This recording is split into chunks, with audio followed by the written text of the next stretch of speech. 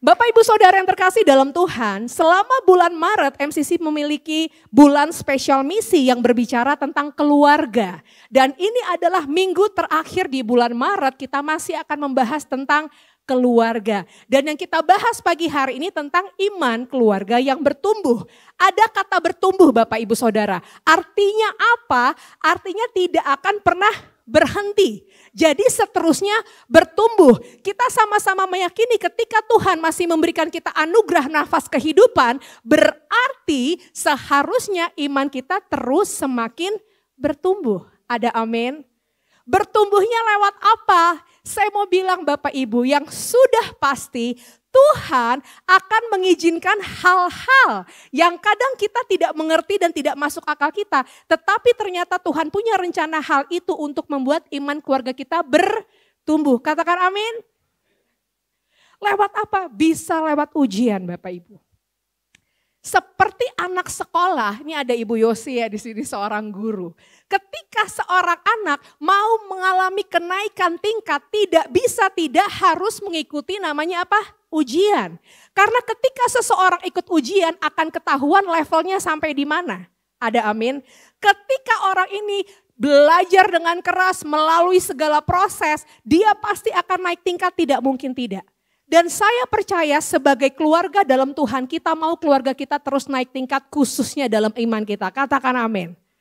Pagi ini kita akan sama-sama membahas Bapak Ibu Saudara yang terkasih tentang iman keluarga yang bertumbuh.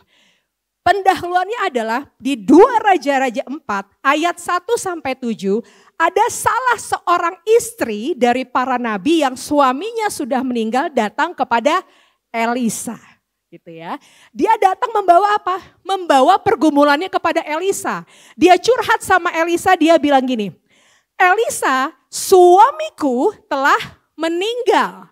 Dan suamiku itu orang yang takut akan Tuhan. Tetapi sekarang Elisa, sepeninggalan suamiku, hidup kami susah. Bahkan dikatakan apa Bapak Ibu? Bahwa, kok bahasa sekarang debt collector ya. Penagih hutang datang dan ini ngeri sekali Bapak Ibu. Dikatakan oleh istri almarhum Nabi ini ya, perempuan ini dia bilang, pemungut hutang itu datang dan bilang kalau kami tidak bisa bayar maka mereka akan mengambil anak saya dan dijadikan apa? Budak. Kalau zaman sekarang debt collector datang kalau kita tidak bisa bayar biasanya diambil apa? Properti atau milik kita. Tapi ketika itu yang mau diambil siapa? Anaknya. Bapak Ibu bayangin ya, ini istri seorang nabi. Kok bisa istri seorang nabi mengalami kesulitan yang luar biasa? Saya mau bilang Bapak Ibu, mau nabi, mau hamba Tuhan, mau manusia biasa, mau engkau pekerja, mau engkau mungkin penggiat seni, saya mau bilang tidak mungkin tidak semua bisa mengalami kesulitan. Betul Bapak Ibu? Tetapi kita harus tahu apa yang harus kita lakukan ketika kita mengalami kesulitan. Bagaimana agar iman keluarga kita tetap dapat bertumbuh dalam menghadapi hal apapun. Kembali lagi saya ulang, ini satu keluarga yang dimana kepala keluarganya sudah dipanggil Tuhan. Tapi kita sama-sama akan belajar. Di ayat 1 saya mengulang kembali, salah seorang dari istri-istri para nabi ini berseru kepada siapa? Elisa. Sambil berseru dia berkata, hambamu suamiku sudah meninggal dan engkau tahu, ini penegasan ya. Dia bilang kepada Elisa, engkau tahu bahwa hambamu itu apa dikatakan? Takut akan Tuhan. Tetapi penagih hutang sudah datang untuk mengambil kedua orang anakku menjadi apa? Budaknya. Ini menarik sekali, ada perbedaan nih Bapak Ibu ya. Ada lawan situasi, dikatakan pertama apa? Engkau tahu suamiku itu orang yang takut akan Tuhan. Tetapi Wanita ini sedang menyatakan keadaan ya Bapak Ibu. Tidak mudah bagi kita Bapak Ibu, yang pertama ditinggal apa? Pasangan. Dan kedua, di sini anak-anaknya terancam akan diambil. Tapi seakan-akan wanita ini mau bilang gini, suamiku itu waktu hidup takut akan Tuhan loh. Tapi kok kayaknya gini banget sih Tuhan. Aku Tuhan DBR tiap hari loh Tuhan. Aku ikut we pray, orang belum masuk aku udah di waiting room loh Tuhan. 4:30 aku udah tunggu. Apalagi yang kurang aku lakukan Tuhan. Kenapa aku masih mengalami kesulitan ini? Bapak Ibu, saya mau bilang perempuan ini hatinya sangat hancur. Dia tidak bisa membayangkan pasangannya sudah meninggal, apalagi kalau anak-anaknya diambil. Perempuan ini, mari kita baca bersama 1, 2, 3. Datang kepada orang yang benar dan tepat. Memang tidak dikatakan Elisa satu gereja sama istri ini ya Bapak Ibu ya, tidak dikatakan. Tetapi ini menarik sekali. Kenapa? Dikatakan dari istri-istri para nabi ini. Berarti dulu mungkin ada namanya apa? Paguyuban para nabi. Maksudnya apa? Satu sama lain saling mengenal. Makanya istrinya memberi penekanan, engkau tahu bahwa suamiku orang yang takut akan Tuhan. Dan kita hanya bisa menemukan orang yang benar dan tepat ada di mana Bapak Ibu? Komunitas orang percaya. Saya mau bilang, kita bisa punya teman yang banyak, kita bisa dapat bantuan, tetapi hanya di komunitas saja kita bisa memiliki iman yang semakin bertumbuh. Ada amin? Gak bisa enggak Bapak Ibu. Kalau keluarga kita mau semakin bertumbuh, maka terlibatlah dalam komunitas. Mungkin waktu kita curhat sama teman home kita gak dapat bantuan secara materi. Tapi paling tidak kita bisa didoakan. Ada amin? Tapi paling tidak kita bisa sharing, menyampaikan apa yang menjadi beban kita. Saya mau bilang Bapak Ibu, kalau kita tidak mengajak keluarga kita untuk bertumbuh dalam satu komunitas orang percaya, maka kehidupan akan semakin berat. Banyak keluarga yang hidupnya individualis, tidak mau bergabung di gereja. Saya datang kok ibadah aja. Karena gereja itu mengecewakan Ibu Ellen. Orang-orangnya, kelakuannya di mimbar sama di bawah mimbar gak sama kadang-kadang. Bapak Ibu, saya cuma mau bilang gini. Ketika orang terlalu memandang satu komunitas negatif, biasanya yang salah adalah pada dirinya. Dia harus dibereskan dulu. Karena saya mau bilang Bapak Ibu, saya adalah orang yang bertumbuh dalam komunitas. Masa lalu saya kelam. Saya berkumpul dengan orang-orang, ya mereka kasih jalan keluar gini, punya masalah ya kita ngelakuin hal ini aja lah yang negatif. Apakah masalah saya berhenti? Enggak Bapak Ibu, tapi saya semakin hancur. Tapi ketika Tuhan menyelamatkan saya dan saya masuk ke dalam satu komunitas, saya bisa ada sampai sekarang saat ini. Saya berteman dengan udah senyum. Berteman dengan Pak Boas dan Ibu Yosi ini jadi ketahuan umurnya ya. Hampir 30 tahun Bapak Ibu. Jadi dari kita masih unyu-unyu ya, masih teenagers gitu. Tapi Bapak Ibu tahu nggak? Orang-orang yang berada dalam kehidupan saya, dalam titik terendah saya adalah komunitas saya. Waktu saya hancur, saya divonis dokter sakit. Waktu itu kita ingat banget ya berapa tahun lalu itu udah lama sekali. Saya menghadapi kesedihan, orang yang saya sayang Tuhan panggil. Mereka tuh tiap hari datang cuman gini, kita nyanyi yuk. Mau nyanyi apa? Saya bilang, udah kita nyanyi aja. Mereka datang, kita ke Dufan yuk. Saya kadang-kadang gini, ini ganggu banget sih, 2 tahun saya lagi sedih banget gitu ya. Terakhir mereka bilang, mereka udah pusing kali ya, gak tahu mau ngibur saya gimana. Kita berdoa. Dan mereka berpuasa buat saya Bapak Ibu. Dan tahu Bapak Ibu, setelah saya divonis dokter, hari Jumat saya periksa, dokter nyatakan tumor itu hilang. Tepuk tangan buat Tuhan. Saya mau bilang gini, waktu itu masalahnya orang yang saya sayang gak kembali, betul? Tetap meninggal. Tumor puji Tuhan, Tuhan sembuhkan. Tapi prinsipnya bukan itu, prinsipnya saya mendapati kekuatan ketika saya berada dalam komunitas yang benar. Kalau Bapak Ibu mungkin merasa saat ini komunitas ini gak membangun saya, berdoa sama Tuhan. Berdoa sama Tuhan, Tuhan tunjukkan komunitas yang benar. Tapi Tuhan, Kalau ternyata salahnya sama saya, tolong buka mata saya untuk saya mengerti salahnya di mana saya nggak bisa terima orang lain. Ada amin Bapak Ibu? Tapi istri Nabi ini dia melakukan hal yang tepat. Dia datang kepada siapa? Elisa. Berarti yang pertama, kalau kita mau iman keluarga kita bertumbuh, maka terlibatlah dalam komunitas rohani. Di ayat 2a, jawab Elisa kepadanya, dikatakan apa? Apakah yang dapat kubuat bagimu? Beritahukanlah kepadaku apa saja yang kau punya di rumah. Waktu ibu ini datang, perempuan ini datang, Elisa berkata, apa yang bisa kubuat bagimu? Tuhan memakai Elisa untuk menolong perempuan ini dan Tuhan memberikan apa? Hikmat bahwa ia akan menolong dengan apa? Apa yang perempuan ini miliki. Berarti tepat gak Bapak Ibu? Tepat. Kadang-kadang kita datang minta bantuan ke orang, tolong dong saya sedang terlibat pinjol. Oh kalau gitu saya tahu lagi aplikasi yang punya plafon yang lebih besar. Bukan masalahnya selesai tapi masalahnya tambah. Lobangnya makin besar. Tapi ini menarik Bapak Ibu. Elisa katakan apa? Apa yang kau punya di rumah?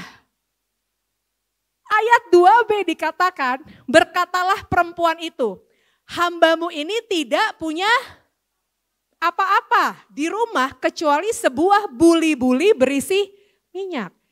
Firman Tuhan mau katakan begini Bapak Ibu, terkadang ketika Tuhan mau menolong kehidupan kita bukan dari apa yang tidak kita punya. Tapi dari apa yang kita punya. Seringkali ketika kita menghadapi masalah, kita berpikirnya udah jauh tuh kemana-mana. Oh saya harus pinjam ini, oh saya harus datang ke sini, oh saya harus begini, saya harus begini. Tapi kita tidak melihat apa yang bisa yang kita punya untuk menyelesaikan masalah kita. Saya mau bilang Tuhan kita itu dahsyat banget Bapak Ibu. Dia bekerja dengan mujizat, tapi dia juga mau mendidik anak-anaknya untuk berkata apa yang kau punya. Aku bisa pakai yang kau punya untuk menolong kehidupanmu. Ada amin? Ketika keluarga saya yang tadi Bapak Ibu ya di halaman pertama, kami mengalami kesulitan yang luar biasa sekitar 9-10 tahun yang lalu. Kayaknya udah gak ada jalan lagi. Financially broken gitu ya Bapak Ibu. Dan suami saya gini, saya mau usaha telur, jualan telur suami saya. Masukin ke restoran-restoran, gak berhasil. Saya mau, pokoknya segala usaha sampai mohon maaf kami ditipu orang. Saya bilang gini, Tuhan kita mau apa? Tuhan bilang gini loh, yang bisa kamu lakukan apa? Saya bisa ngajar Tuhan. Why don't you? Perbanyak engkau mengajar. Suami saya bisa apa? Suami saya main musik Tuhan. Ya kenapa sibuk usaha? Main musik ya main musik lah. Tapi Bapak Ibu dapat prinsipnya. Ketika yang kita punya itu seperti Yesus dikatakan apa? 5 roti 2 ikan menjadi berlimpah-limpah dari apa yang anak ini punya Bapak Ibu. Terkadang Tuhan mau menolong kita lewat yang kita punya bukan yang kita tidak punya. Dan itu bisa kita dapat di hikmat ini dari apa? Orang yang benar dan tepat yang dipakai Tuhan.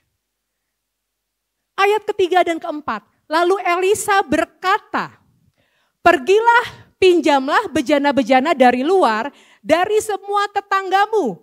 Bejana-bejana kosong tetapi dikatakan apa? Jangan sedikit, artinya banyak. Kemudian masuklah sesudah engkau dan anak-anakmu masuk, tuanglah minyak ke dalam semua bejana itu dan angkatlah bejana yang sudah penuh. Elisa di sini memberikan instruksi yang sangat jelas loh Bapak Ibu. Dia tidak ragu-ragu. Kenapa? Karena dia wakilnya Tuhan. Karena Tuhan berfirman melalui Elisa. Ini menarik Bapak Ibu. Yang wanita lakukan ini menarik sekali. Dikatakan apa 5b? Ia menutup pintu dan anak-anaknya apa? Masuk. Valid ya. Yang Elisa katakan apa? Engkau dan anak-anakmu masuk. Lalu dikatakan apa? Anak-anaknya masuk mendekatkan bejana-bejana kepadanya sedang ia terus menuang. Valid gak nih? Apa yang Elisa katakan dilakukan ibu ini tanpa ragu-ragu. Kalau saya jadi ibu ini saya masih mikir 1, 2, 3, 10 kali. Maksudnya Elisa apa sih? Kan minyaknya cuma 1 di 1 buli-buli. Masa kalau saya tuang minyaknya tambah banyak, saya akan berpikir dengan logika saya dan saya bilang tidak mungkin.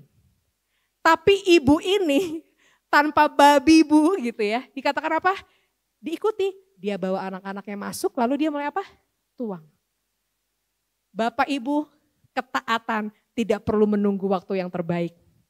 Tapi ketaatan harus langsung dilakukan, apalagi ketika itu yang Tuhan firmankan. Taat dan percaya bagaikan dua mata sisi uang yang tidak bisa terpisahkan. Perempuan ini dalam ketaatannya, dia apa? Percaya bahwa hidupnya akan tertolong. Ketika kita mau taat kepada Tuhan Bapak Ibu, tidak bisa tidak, kita harus percaya. Ketika kita membaca firman Tuhan, ketika Tuhan berjanji dan kita harus melakukannya, kita harus apa? Percaya. Itu yang wanita ini lakukan. Ketika dia mulai masuk, dia taat, dia mulai menuang, dia percaya pasti Tuhan akan menolong hidupnya. Seringkali kita bilang saya mau taat, tapi gak bisa percaya. Masa sih Tuhan, cara Tuhan gitu saya harus nuang minyak dulu. Masa sih Tuhan, ketika ada keraguan, percayalah Bapak Ibu akan susah bagi kita untuk taat. Tapi ketika kita mau taat, pasti tidak itu juga akan membangun iman kita untuk semakin percaya sama Tuhan. Poin yang kedua, bagaimana iman keluarga kita bisa bertumbuh adalah ketaatan. Di ayat yang keempat dikatakan apa? Kemudian masuklah sesudah engkau dan anak-anakmu masuk. Dikatakan lagi berikutnya di ayat yang kelima, perempuan itu dan anak-anaknya. Bapak Ibu bisa lihat tokoh yang terlibat gitu ya dalam proses ini ada perempuan ini dan anak-anaknya. Bukan hanya perempuan ini. Hal ini menyatakan bahwa perempuan ini melakukan apa? Tindakan iman bersama dengan anak-anaknya. Jadi ada kesatuan dalam ketaatan yang keluarga ini lakukan Bapak Ibu. Sebagai orang tua kita gak bisa gini, udah kamu hidupnya senang-senang aja biar mama yang berdoa kepada Tuhan tiap hari.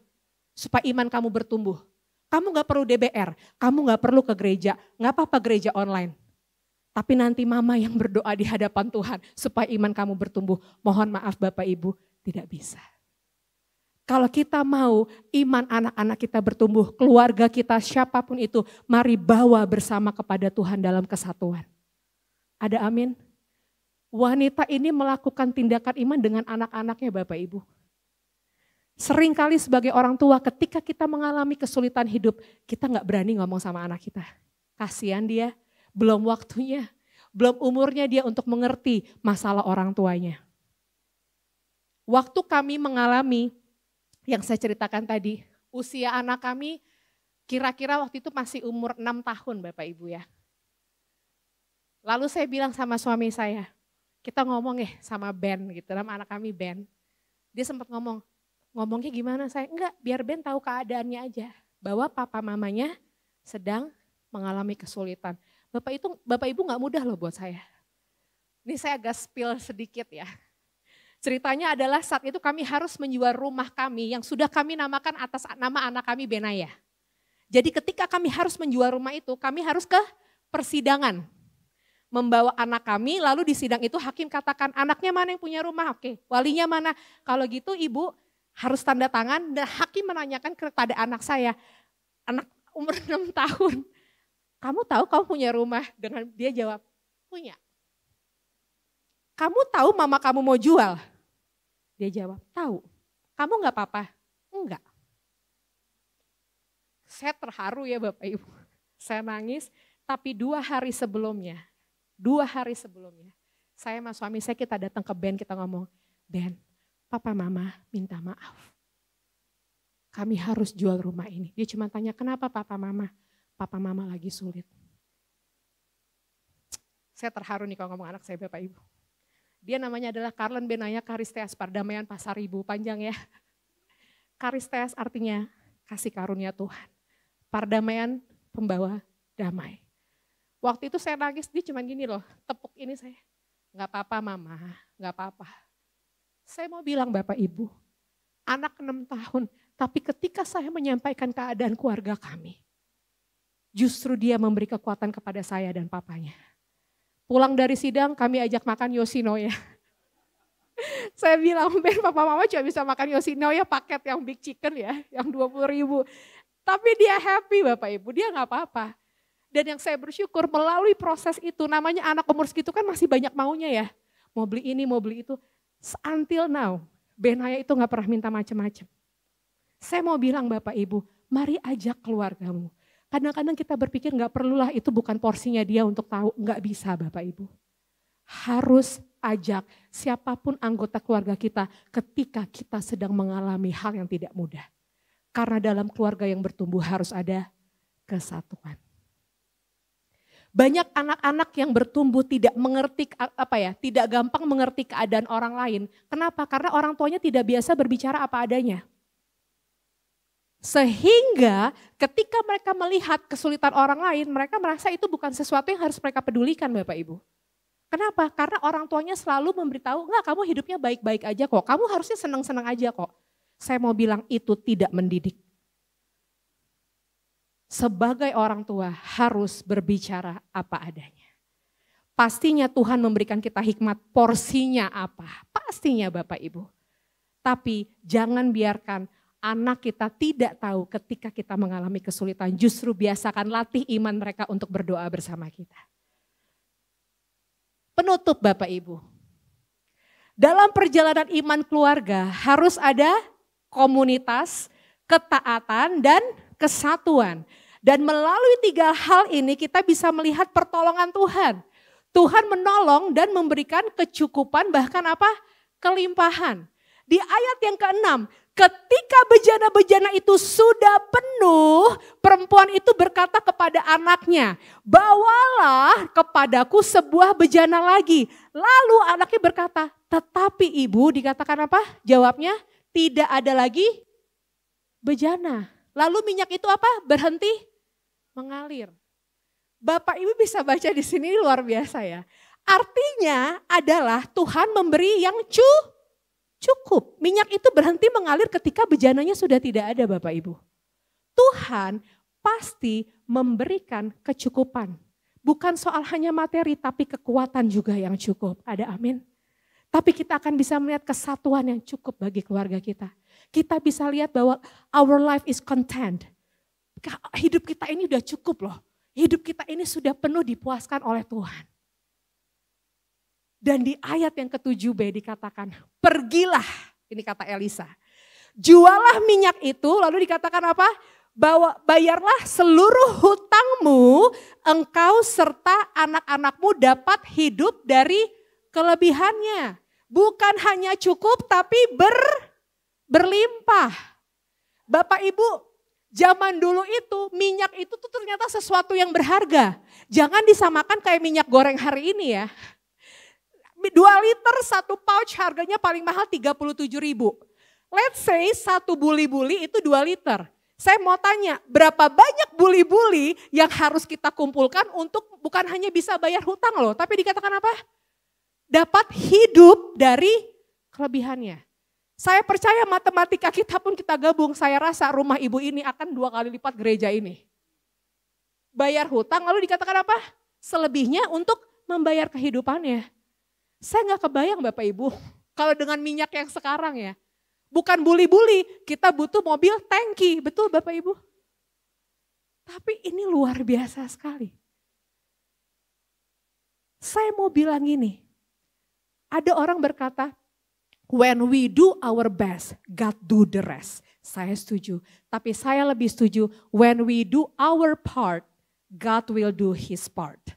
Waktu kita lakukan bagian kita, Tuhan yang akan melakukan bagiannya.